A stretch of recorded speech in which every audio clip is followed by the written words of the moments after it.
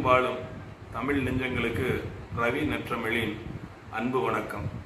இன்று சொல் இலக்கணத்தை பற்றிய சில செய்திகளை பார்ப்போம்.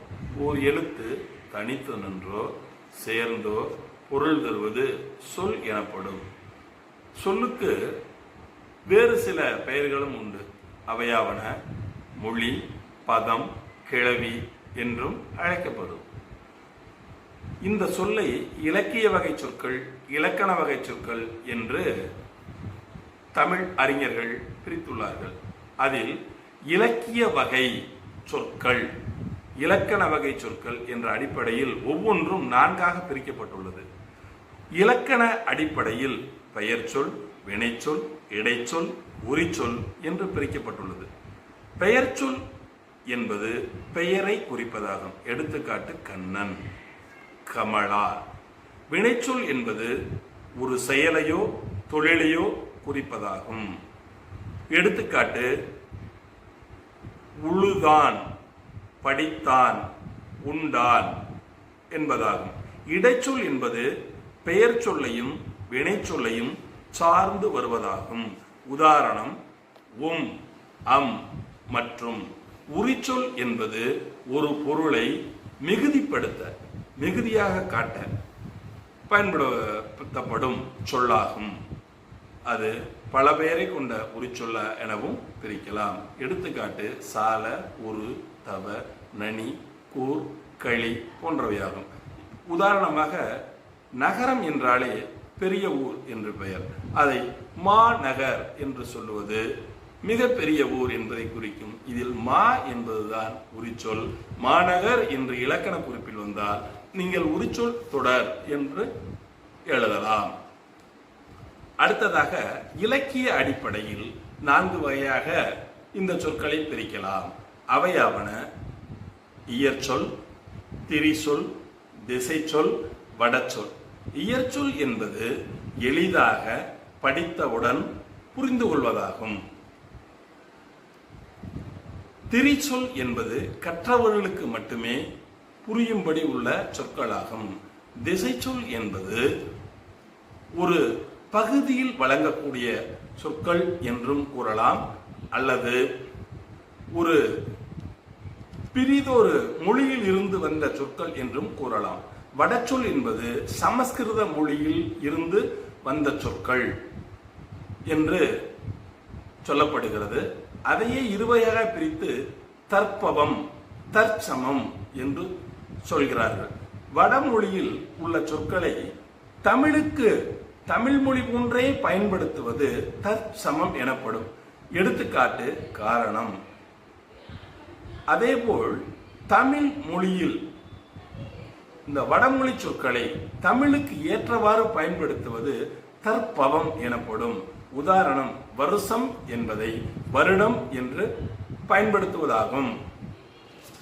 அடுத்ததாக பதம், பகுபதம், பகாபதம் என்று 2 வகையாக பிரிக்கப்படுகிறது. இதில் பகுபத உறுப்புகள் 6 ஆகும். பகுதி, விகுதி, இடைநிலை, சாரியை, சந்தி என்பனவாகும். அதில் 3 காலங்கள், அதாவது இறந்த காலம், நிகழ்காலம், எதிர்காலம் என்று 3 காலங்கள் உள்ளது. இந்த பகுபத உறுப்புகளை பிரிக்கும் பொழுது இந்த இடைநிலையானது காலம் காட்டுகிறது. இது இந்த சொல்லானது எந்த காலம் என்பதை காட்ட உதவுகிறது. அதாவது இடைநிலை இறந்த கால இடைநிலை என்றால் இத், இட், இர், இன் என்பதாகும். எதிர்கால இடைநிலை இப், யு ஆகும். நிகழ்கால இடைநிலை கிரு, கின்று, ஆனின்று என்பதாகும். அதேபோல் விகுதிகளும் மிக மிக முக்கியமான ஒன்றாகும். ஆண் என்பது ஆண்பால் வினைமுற்று விகுதி. அள் என்பது பெண்பால் வினைமுற்று விகுதி. ஆ என்பது பலர்பால் வினைமுற்று விகுதி. அதாவது அன், அல், அர், து, ஆ, ஓம், ஐ, இர் என்பன வினைமுற்று விகுதிகளாகும். அதேபோல் ஆ, என்பது பெயரற்ற விகுதிகளாகும். உ ஈ என்பது வினையச்ச விகுதிகளாகும். கா இய இயர் என்பது வியங்கோள் வினைமுற்று விகுதிகளாகும். தல் என்பது தொழிற்பெயர் விகுதி. இதை ஏன் நான் இங்கு குறிப்பிடுகிறேன் என்றால், இந்த வினையச்ச விகுதி, பெயரச்ச விகுதி, வியங்கோள் வினைமுற்று விகுதி, தொழிற்பெயர் விகுதி, இவை யாவும் இலக்கண குறிப்பில் கேட்கும் பொழுது இந்த எழுத்தில் முடிந்தால் பெயரச்சம், வினையச்சம், தொழிற்பெயர் என்று நீங்கள் இதை பயன்படுத்தி எழுதிக் கொள்ளலாம் என்பதற்காகத்தான் இந்த விகுதியை பற்றியும் சொன்னேன். இப்பொழுது ஒரே ஒரு உதாரணம் மட்டும் பார்ப்போம்.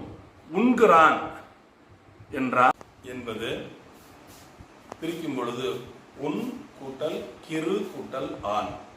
உன் பகுதி, கிரு என்பது நிகழ்கால இடைநிலை, ஆண் என்பது விகுதி. இது என்ன விகுதி என்று நாம் முன்பே பட்டியலிட்டபடி இது என்ன விகுதி? ஆண் என்பது ஆண்பால் வினைமுற்று விகுதி. கிரு என்பது நிகழ்கால இடைநிலை. இதை போல நாம் எந்த காலம் என்றும் என்ன விகுதி என்றும் தெரிந்து கொண்டால் நாம் இலக்கண குறிப்பு எழுதுவதற்கும் இது உதவிகரமாக இருக்கும். இந்த காணொளியை கண்ட அனைவருக்கும் நன்றி கூறுவதுடன் இதை உங்கள் நண்பர்களுக்கும் பகிர்ந்து இதை கமெண்டில் நீங்கள் இதில் உள்ள நிறைகுறலை தெரிவிக்குமாறு அன்புடன் கேட்டுக்கொள்கிறேன். நன்றி, வணக்கம்.